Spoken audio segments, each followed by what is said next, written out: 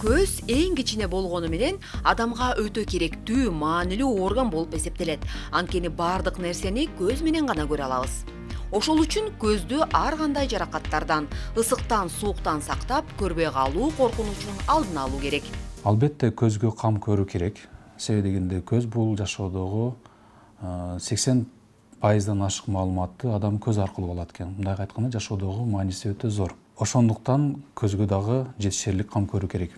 Сыртта жүргөн учурда көздү күндөн коруган көз айнек колдонуу керек. Көз айнекти колдонгондо эле баарын тагына бербеш керек. Ультрафиолеттен коруган көз айнек алып тагынуу керек.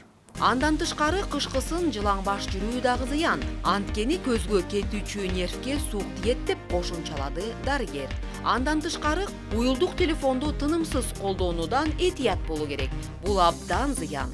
Көздүн астыңкы жана үстүңкү кабагы биз ачып жумган сайын, ирмеген сайын майга окшогон секрет бөлүп чыгып, көздүн эң сыртындагы слезный пленкасыны пайда кылат. Көздү кургатпай кармап туруш үчүн.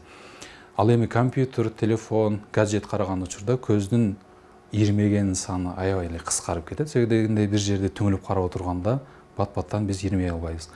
Ошондуктан бул көпкө созулган учурда жакшы секрет чыкпай, көздүн сыртындагы слезный оболочкасы бузулат. Ошондуктан синдром сухого глаза алып келет. Уюлдук телефондорду 20 мүнөт колдонгондон кийин көздү эс алдырып, көнүгүүлөрдү жасап туруш керек. Көзүңүздү өйдө ылдый каратыңыз. Эми оң капталга, сол капталга караңыз. Эми оң жакка айландырыңыз. Эми сол жакка айландырыңыз. Эми жатып турган 8 сымал көзүңүздү айландырыңыз.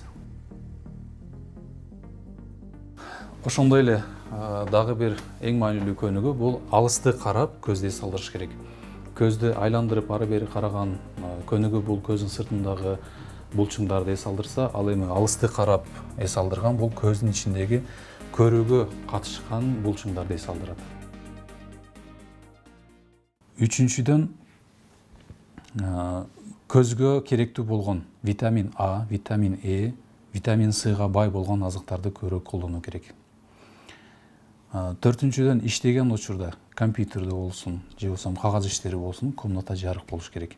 Китеп окуганда жатып эмес, отуруп окуш керек. Көздүн көрүүсүн кабылында сактоо үчүн сөзсүз дарыгердин кеңешин эске алып, жылына бир жолу медициналык кароодон өтүү керек. Айдан Астамова, Кадыр Султаналиев, Замана студиясы.